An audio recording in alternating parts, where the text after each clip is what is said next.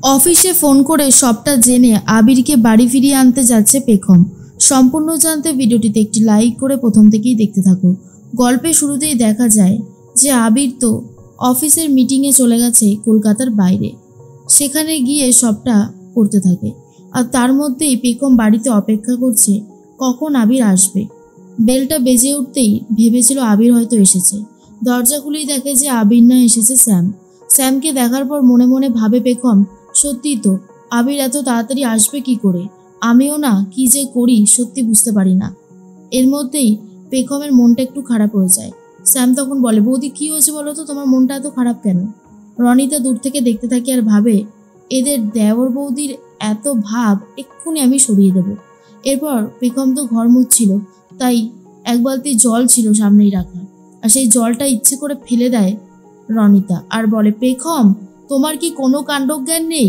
এখানে যে জলটা পড়ে গেছে তুমি কি সেটা দেখেছো? শ্যাম তখন বলে, এ বাবা, আচ্ছা তুমিও তো রয়েছো সামনে, তুমি পরিষ্কার করতে পারছো না? তুমি কি এই বাড়ির বউ না? শুধু কি পেখম বৌদি এই বাড়ির বউ? পেখম বলে, শ্যাম এসব ব্যাপারে তুমি ঢুকো না, আমি সবটা পরিষ্কার করে দিচ্ছি, তুমি যাও উপরে যাও। তখন শ্যাম বলে, কেন উপরে যাব বৌদি? এখানে ছোট বৌদিকে এত অপমান করা হচ্ছে দেখেও চুপ করে থাকবো? শোনো মেজো বৌদি, বাড়াবাড়ির না একটা সীমা থাকে, আর তুমি সেই সীমা পেরিয়ে যাও। তখন শ্যামকে রনিতা বলে, শোনো, ছোট আছো, ছোটোর মতন থাকো, তোমাকেও না এইসব ব্যাপারে বেশি নাক গলাতে হবে না, সেটা আমারও খুব একটা পছন্দ হচ্ছে না। শ্যাম তখন বলে, পছন্দ হবে কেন? তুমি যে মানুষটাই খারাপ, এই বলেই ওপরে চলে যায়। পেখম ভালো করে ঘরটা মুছতে থাকে। তখনই রনিতা বলে, এই শোনো পেখম, আমাদের বাড়িতে এই সমস্ত ফার্নিচার, সোফা, তারপরে শোপিস সব কিছু না ভালো করে পরিষ্কার করা হয়, সেগুলোও পরিষ্কার করবে। পেখম তখন বলে, আজই? তখন রনিতা বলে, আজ নয় তো কবে? দায়িত্ব যখন নিয়েছো তখন সেই দায়িত্ব পালন করতে শেখো, না হলে কি করে হবে বলো তো? আর তখন পেখম কি বলবে নিজেই কিছু বুঝে উঠতে পারছে না, আর শুধু আবিরের কথা ভাবতে থাকে যে এতটা সময় হয়ে গেল এখনো তো আবির আসলো না বা ফোনও করছে না। খুব চিন্তা হচ্ছে আবিরের জন্য। এর মধ্যেই আবির তো অফিসের মিটিং সামলাতে থাকে, বারবার করে ফোনের দিকে নজর যায় পেখম ফোন করলো কিনা। পেখম ও নিজের ফোনটাকেও ভালো করে দেখতে থাকে যে আবির ফোন করলো কিনা, কিন্তু দুজন দুজনকে ফোন করছে না। পিয়াস মনে মনে ভাবে, আবির তুমি যতই আজকে ফোনের দিকে তাকাও না কেন, আমি কোনোভাবেই তোমাকে পেখমের সাথে যোগাযোগ করতে দেব না। তার জন্য আমাকে যা যা করতে হবে আমি সবটাই করব। দেখি তুমি কি করে আজকে পেখমের সাথে যোগাযোগ করতে পারো। এর মধ্যে আবির খুব ভয় পেয়ে যায় আর ভাবে, পেখমের আবার কোনো ক্ষতি হলো না তো? তোগুলো কাজ করতে গিয়ে মেয়েটা কোনো বিপদে না পড়ে। আর তার মধ্যেই সবাই মিলে মিটিংটা সামলাতে থাকে, বারবার ফোনের দিকে দেখতে থাকে আবির। এদিকে বেশ অনেকটাই সময় পেরিয়ে গেছে, দুপুর হয়ে গেছে। সমস্ত খাবার টাবারগুলো গোছাচ্ছিল কাকিমণি, তার মধ্যেই চলে এসেছে সিঞ্জিনি। কাকিমণি বলে, হ্যাঁ রে সিঞ্জিনি, তোর সব কাজ মিটলো? সিঞ্জিনি বলে, হ্যাঁ গো ছোটো মামি, সব কাজ ঠিকঠাক মিটে গেছে। তখন মামি বলে, তুই খাবি তো? আমি তোর খাবারটা বেড়ে দিচ্ছি। কিন্তু সিঞ্জিনি তখন বলে, না গো ছোটো মামি, আমি খাবো না, আমার খুব একটা খেতে ইচ্ছে করছে না, আমি বাইরে থেকে খেয়ে এসেছি। এক কাজ করো, তুমি সরে যাও, আমি সমস্ত খাবারগুলো গুছিয়ে ফ্রিজে তুলে দেবো। আর তখনই কাকিমণি বলে, বেশ, তুই তাহলে এটুকু করে দে। এরপরে সিঞ্জিনি বলে, আচ্ছা মামি, বলো তো মানে পেখম কোথায়? পেখম বৌদিকে তো দেখছি না। তখনই মামি বলে, শোন, আমি অত খোঁজখবর দিতে পারবো না, এখানেই ছিল, কাজ করছিল, শুধু এটুকু দেখেছিলাম। কোথায় রয়েছে, কি করছে, সেসব বিষয়ে আমি কিছু বলতে পারবো না, ঠিক আছে? আমি তোকে আগেই বলে দিলাম। এরপর সিঞ্জিনি খাবারগুলো একটা প্লেটের মধ্যে সাজিয়ে গুছিয়ে রাখতে থাকে আর বলে, ছোট বৌদির কথা কেউ ভাবে না, ওরও তো কষ্ট হয় নাকি?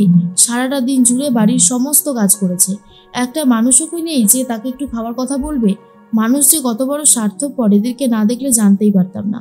এদিকে পেখম ঘরে গিয়ে বসে বসে আবিরের কথাই ভাবতে থাকে, আর তার মধ্যে সিঞ্জিনি সমস্ত খাবারগুলো সুন্দর করে প্লেটে সাজিয়েছে। আর পরেই ফোন করেছে পেখমকে আর বলে, ছোট বৌদি, আমি তোমার জন্য খাবারগুলো খুব সুন্দরভাবে সাজিয়ে রেখে দিয়েছি টেবিলে, এসো খেয়ে নেবে এসো। পেখম খেতে চায় না। পেখম বলে, না সিঞ্জিনি থাক, আমি খাবো না। সিঞ্জিনি বলে, খাবে না মানে? সারা দিন হাড় খাটুনির পর তুমি যদি খাবার না খাও তাহলে তোমার শরীর আর দেবে? এদিকে এসে খেয়ে যাও, আমি রেখে দিয়েছি, বলেই ফোনটা কেটে দেয়।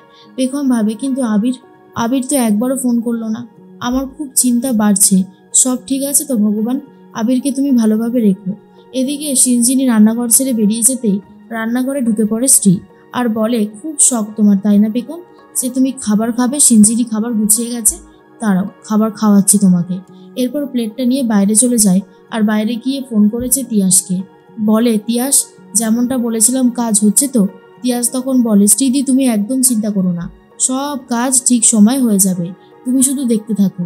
আর তখনই তিয়াস বলে, আমি এখন রাখছি, বলেই ফোনটা কেটে দেয়। তার মধ্যেই আবির তখন বলে, তিয়াস তুমি বাইরে কি করছো? ভেতরে এখনো কতগুলো বাকি রয়েছে মিটিং, চলো। এরপরে তিয়াস বলে, আবির তোমার ফোনটা একবার আমাকে দেবে?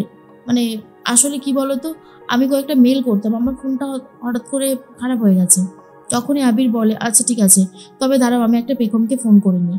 কিন্তু তিয়াস বলে, তুমি আগে দাও, আগে আমাকে কাজটা করতে হবে। এদিকে পেখমও আবিরকে দু একবার ফোন করে, কিন্তু ফোন রিসিভ করতে পারে না আবির, মিটিংয়ে ব্যস্ত ছিল বলে। এর মধ্যেই তিয়াস ফোন থেকে সিমটা খুলে ফেলে দেয়, যাতে কোনোভাবেই আবিরের সাথে যোগাযোগ করতে না পারে পেখম, আর পেখমের সাথেও যোগাযোগ করতে না পারে আবির। এরপরই ফোনটা এসে দিয়ে দিয়েছে আর বলে, নাও ফোনটা নাও। এরপর যখনই পেখমকে ফোন করতে যাবে দেখছে ফোনটা যাচ্ছে না। আবির তো বুঝতেই পারেনি যে সিমটা নেই ভেতরে, আর বলে, এ বাবা এখানে মনে হয় নেটওয়ার্ক নেই, একদমই সিম নেই দেখছি, সিমের কোনো নেটওয়ার্কই নেই, কি যে হয় না। এর মধ্যেই পেখম ফোন করে আর বলে, চাও বা এতক্ষণ ফোনটা যাচ্ছিল, এখন তো তাও যাচ্ছে না, কি করব? এদিকে শ্রী তো খাবারগুলো কুকুরকে দিয়ে দিয়েছে, এসে বলবে এটা ঠিক করেছে। তখনই পেখম নিচে এসে দেখে কোনো খাবারই তো নেই, পেট ভরে জল খেয়ে নেয়। আর তখন সিঞ্জিনি চলে এসে জিজ্ঞেস করে, খেয়েছো বৌদি ভাই? তার মধ্যেই শ্রী এসে বলে, এক প্লেট খাবার রাখা ছিল, কুকুরকে দিয়ে দিয়েছি। আর তখনই সিঞ্জিনি বলে, তুই কি করেছিস সেটা? তুই কুকুরকে দিয়েছিস কেন? তোকে কি বলেছিলাম কুকুরকে দিতে? তারপরে পেখম বলে, সিঞ্জিনি চুপ করো, চুপ করো দিদিভাই, কিচ্ছু হয়নি, তুমি যাও উপরে যাও। মনে মনে শ্রী ভাবে, আজ আমি তোমাকে অভুক্তই রেখে দেবো পেখম, সারাদিনে তুমি কিচ্ছু খেতে পারবে না, সেই ব্যবস্থাই আমি করব। সিঞ্জিনির খারাপ লাগে, সারাটা দিন এত কাজ করার পরেও বৌদিভাই খেতে পারলো না, আর তার মধ্যেই নাকি কুকুরকে খাবারটা দিয়ে দিয়েছে। এই নিয়ে সিঞ্জিনি প্রচণ্ড রেগে যায় স্ত্রীর ওপর। এরপরে মিটিং শেষ হয়ে গেছে আবিরের। মিটিং শেষ করেই আবির ভেবেছে বাড়িতে যাবে, আর তখনই তিয়াস ভাবে গাড়ির চাবিটা হারিয়ে গেছে, এটাই বলবো। তখন তিয়াস বলে, আবির বলো না, গাড়ির চাবিটা আমি খুঁজে পাচ্ছি না, কি করে এখন কলকাতা ফিরবো বলো তো? আবির বলে, মানেটা কি?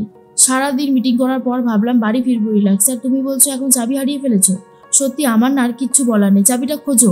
তিয়াস মনে মনে বলে, আমি যে কিছুতেই চাবি খুঁজবো না আবির। এরপর তিয়াস বলে, শোনো না আবির, কাছে একটা রেস্টুরেন্ট আছে, আমার খুব খিদে পেয়েছে, চলো না বাকি কথা ওখানে গিয়ে বলবো, আর একটু খেয়েও নেবো। আবিরের মন চায় না, কিন্তু আবির তবুও যেতে বাধ্য হয়।